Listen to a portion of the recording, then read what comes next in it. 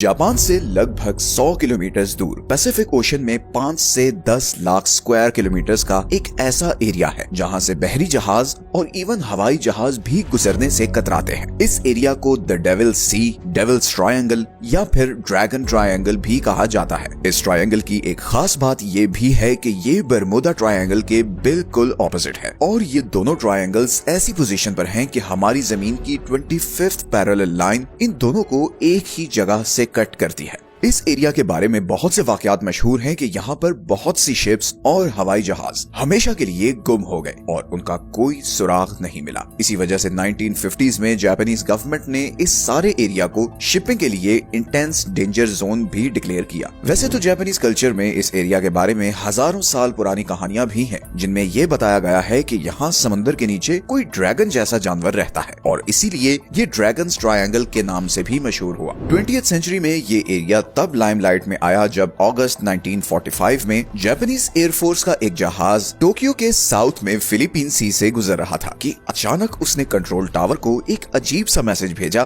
कि आसमान अजीब सा हो रहा है, आसमान खुल रहा है, ये आसमान को क्या हो रहा है। और ये इस पायलट के आखिरी अल्फाज थे। इसके बाद कंट्रोल टावर का इस जहाज से राब्ता कट गया और ये जहाज दोबारा कभी नहीं मिला। इसके बाद भी इस एरिया में ऐसे बहुत से वाकयात होते रहे। 1952 में जापानीज गवर्नमेंट ने कायो मारू नंबर 5 नाम की एक मिलिट्री शिप को इस एरिया में इन्वेस्टिगेशन के लिए भेजा, लेकिन ये शिप भी यहाँ पर गायब हो गई और दोबारा कभी नहीं मिली। इस शिप पर 31 रिसर्चर्स थे जिनका कोई सुराग नहीं मिला। जापानीज गवर्नमेंट ने क्लेम किया कि ये शिप शायद अंडर सी वॉल्केनिक इरप्शन की वजह से तबाह हुई है, लेकिन इस शिप का कोई मलबा नहीं मिला। उस वक्त जापान के सबसे बड़े न्यूज़पेपर योमियोरी शिंबुन ने इस एरिया का मैप छापा और बताया कि 1945 से 1950 के बीच यहाँ पर 9 से ज्यादा शिप्स गायब हो चुकी हैं। 4 जनवरी 1955 को एक जापानीज शिप शिनियो मारू नंबर 10 इधर जापानीज आइलैंड मिकुराजिमा के पास से गुजर रही थी कि उसका भी कंट्रोल टावर से राब्ता कट गया। खैर 12 दिन बाद ये शिप मिल तो गई,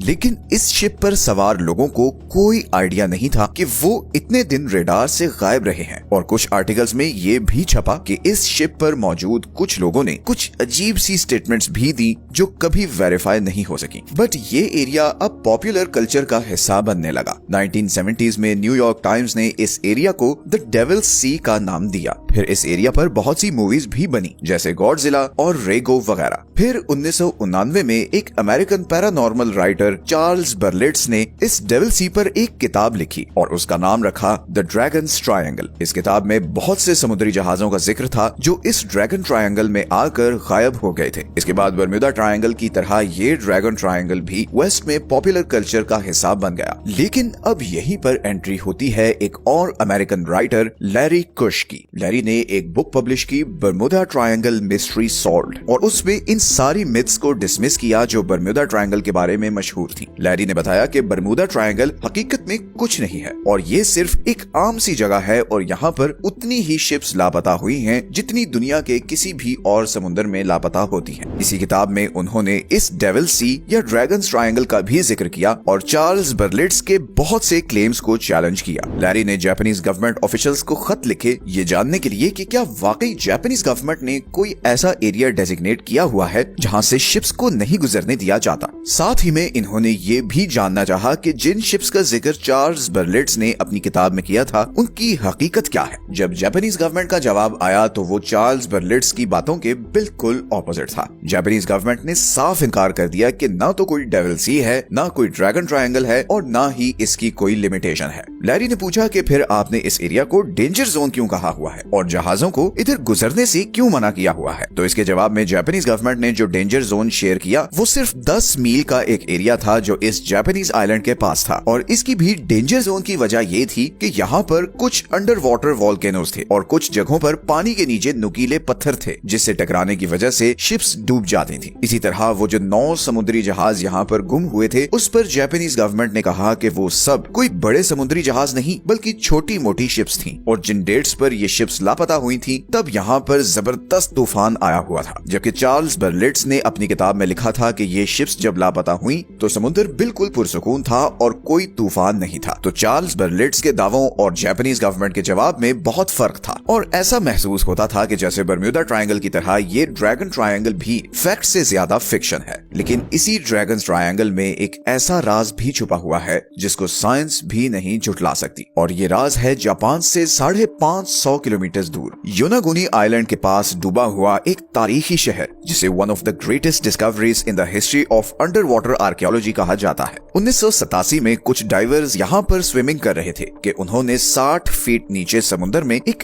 अजीब सा स्ट्रक्चर देखा। ये स्ट्रक्चर बिल्कुल भी नेचुरल नहीं लग रहा था। जिस तरह इन पहाड़ों को तराश कर बहुत ही प्लानिंग से एक दूसरे के ऊपर रखा हुआ था, ये 100% किसी इंसान का काम लग रहा था। ये स्ट्रक्चर किसी पिरामिड की तरह था। आर्कियोलॉजिस्ट ने जब इस पर रिसर्च शुरू की तो इन्हें पता चला कि ये 5 से 6 हजार साल पुराना स्ट्रक्चर है, और तब तो इंसानों के पास ऐसी टेक्नोलॉजी ही नहीं थी कि वो इतने बड़े पत्थर काट सकें। और फिर एक बड़ा सवाल ये था कि ये स्ट्रक्चर इधर पानी के इतना नीचे कैसे पहुंचा। इन सवालों का किसी के पास जवाब नहीं था, और ये स्ट्रक्चर था भी इसी ड्रैगन ट्रायंगल के अंदर जिसके बारे में इतनी कहानियां मशहूर हैं। तो लैरी ने शिप्स के गायब होने की जो लॉजिक्स दी हैं वो तो हम मान सकते हैं, लेकिन इस स्ट्रक्चर के बारे में लगता है कि किसी के पास कोई सॉलिड आर्गुमेंट नहीं है। और सिर्फ यही नहीं, बल्कि 1945 में जब वो हवाई जहाज यहाँ गायब हुआ था तो पायलट ने ये क्यों कहा था कि आसमान खुल रहा है या उसका कलर चेंज हो रहा है, इसका भी अभी तक साइंटिस्ट कोई खास जवाब नहीं दे सके। हो सकता है कि ये सब सिर्फ फर्जी कहानियों के अलावा कुछ ना हो, और सच शायद इतना ही सादा हो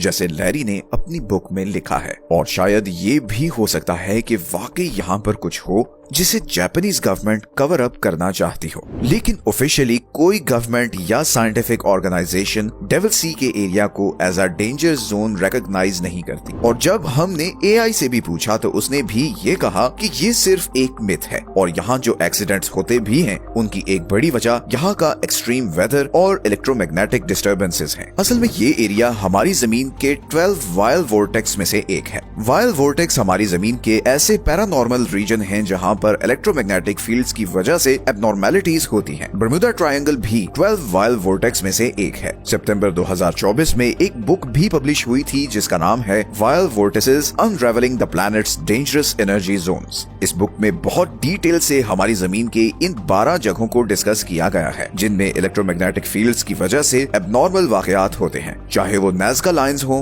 अलास्का ट्रायंगल हो, गिजा प्लेटू हो या फिर ड्रैगन ट्रायंगल। अगर आप लोग चाहते हैं कि हम इस बुक पर एक समरी वीडियो बनाएं तो कमेंट्स में जरूर बताएं। आपकी फीडबैक को देखकर ही हम ये वीडियो बनाने का सोचेंगे। आई नो ये वीडियो हमारी यूजुअल जियोपॉलिटिक्स के टॉपिक से जरा हटके है, बट आने वाले महीनों में हम एक ऐसी वीडियो जरूर बनाया करेंगे ताकि कुछ एस्टेब्लिश्ड मिथ्स को डिबंक कर सकें और हमारी दुनिया के कुछ हिडन फैक्ट्स को सबके सामने ला सकें। मिलते हैं नेक्स्ट वीडियो में, तब तक अपना ख्याल रखें। अल्लाह हाफिज।